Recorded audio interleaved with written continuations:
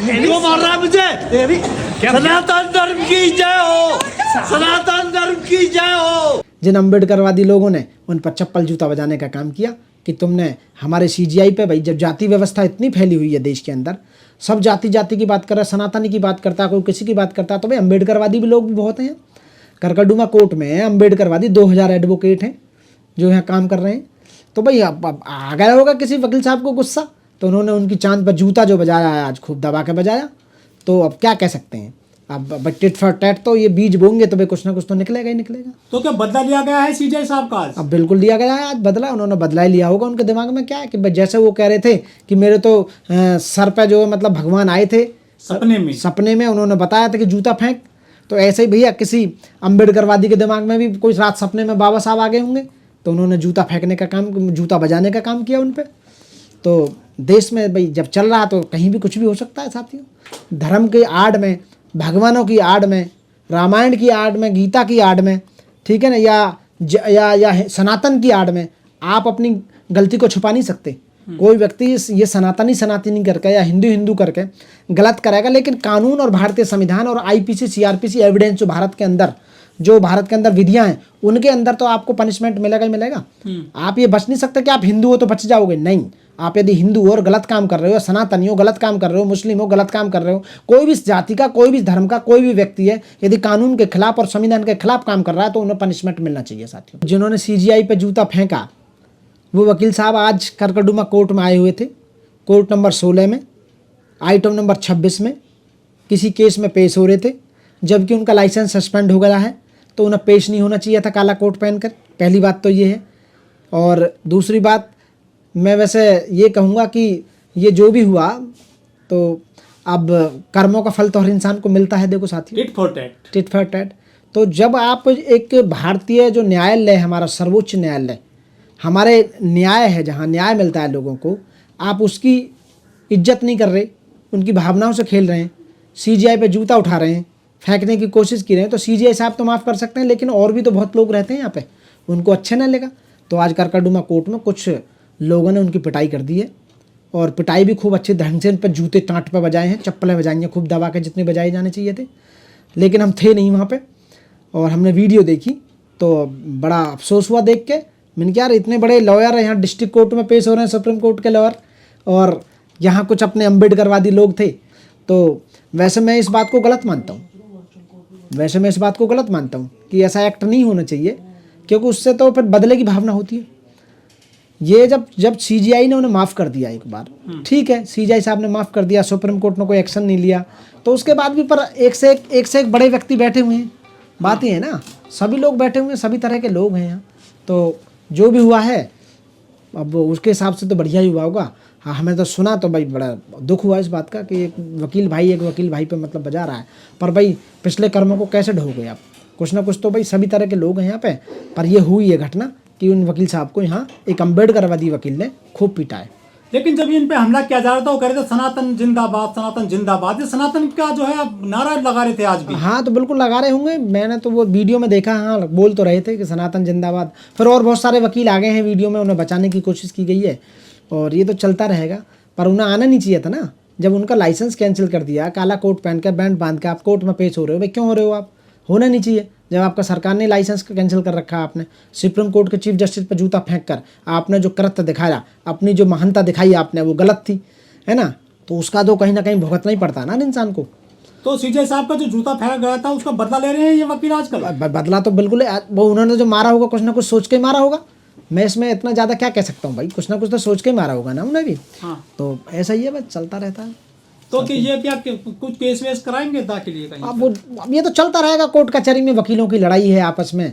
उन्होंने भारतीय न्यायालय पर जूता फेंका, कुछ जो भारत के संविधान में और भारत के न्याय में और हमारे सुप्रीम कोर्ट में जो आस्था रखते हैं अम्बेडकरवादी वकील ने, उन्होंने उस पर जूता बजा दिया आज। लेकिन जो जज साहब थे वो तो बुद्धिस्ट हैं, उन्होंने माफ कर दिया था इनको। अम्बेडकरवादी कैसे हमला कर सकते हैं? बिल्कुल माफ कर दिया, लेकिन भाई हर आदमी की अपनी अपनी सोच अलग है। अब जैसे जो सीजीआई साहब पे जूता फेंकने का काम कर रहा था, उसकी बुद्धि खराब हो सकती है, तो भाई किसी की यहाँ भी हो सकती है। दिमाग सबका अलग अलग है, सोचने का तरीका अलग अलग है।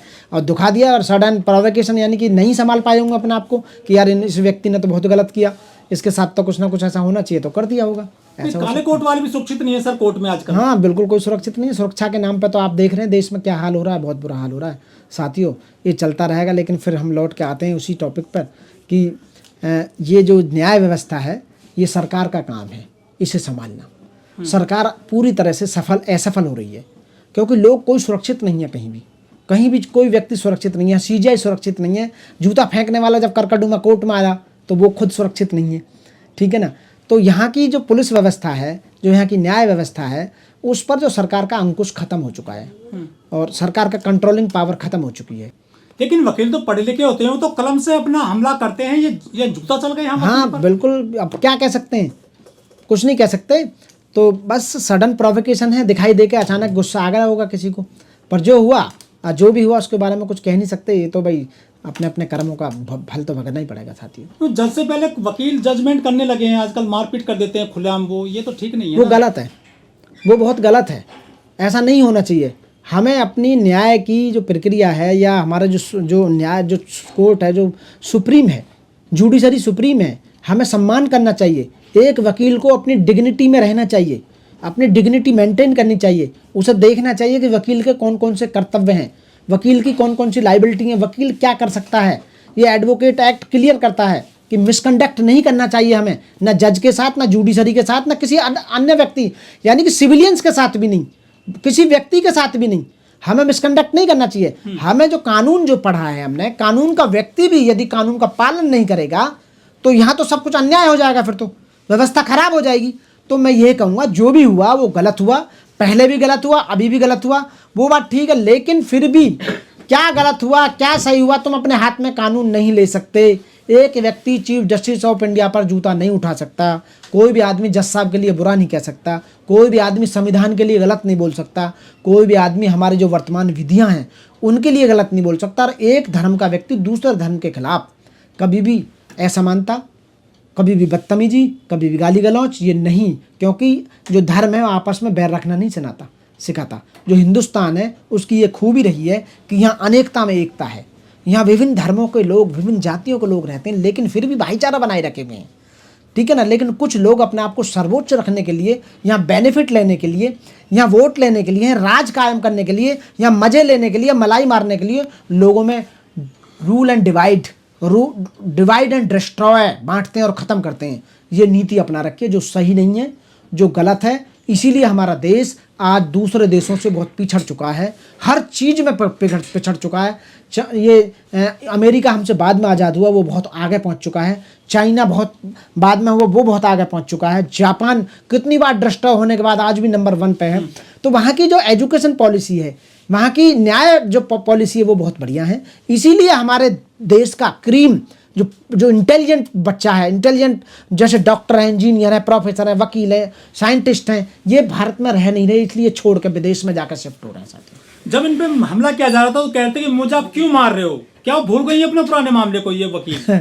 अब वो तो वीडियो में तो ऐसे ही बोल रहे हैं कि क्यों मार रहे हो, क्यों मार रहे हो भाई। अब उन्हें याद नहीं है क्यों मार रहे हैं, उन्हें खुद पता है क्यों मार रहे हैं। सब व्यक्तियों को पता है, मुझे भी पता है, आपको भी पता है, जो मेरी वीडियो देखेंगे उन्हें भी पता है। लेकिन यहाँ ये जो हो रहा है वो जो बढ़िया नहीं हो रहा, ना वहाँ ना यहाँ। तो साथियों मैं कहूँगा हमें अपने डिग्निटी में रहना चाहिए, हमें एक्ट नहीं करना चाहिए, ये गलत है। संविधान हमें इस बात की आज़ादी नहीं देता। हमारे भारत की जितनी विधियाँ हैं, IPC, CRPC, एविडेंस और बहुत सारी विधियाँ हैं, वो हमें इस बात की आज़ादी नहीं देती कि एक वकील भी इस तरह का एक्ट करेगा।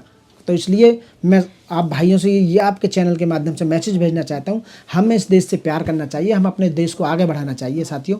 हमें अपने हर भाई को जो दबा कुचला या शैक्षिक रूप से पिछड़ा हुआ है या सामाजिक रूप से पिछड़ा हुआ है, उसे मदद करके ऊपर लेकर आना चाहिए। उसके लिए एक उदाहरण है, यदि उबड़ा खुबड़ा खेत रहेगा तो पानी समान नहीं जाएगा, तो वहाँ फसल भी बढ़िया नहीं हो सकती। यदि प्लेन खेत रहेगा जिसमें आराम से पानी चारों तरफ फैल जाएगा तो वहाँ फसल बढ़िया होगी। इसी तरह हमारे समाज में यदि ऊंच नीच रही, छोटा बड़ा रहा, अमीर गरीब की खाई इतनी पट जाएगी तो देश डेवलप नहीं होगा। इस देश को महान बनाने के लिए सबको मेहनत करनी होगी साथियों। जय भीम, नमो बुद्धाय साथियों।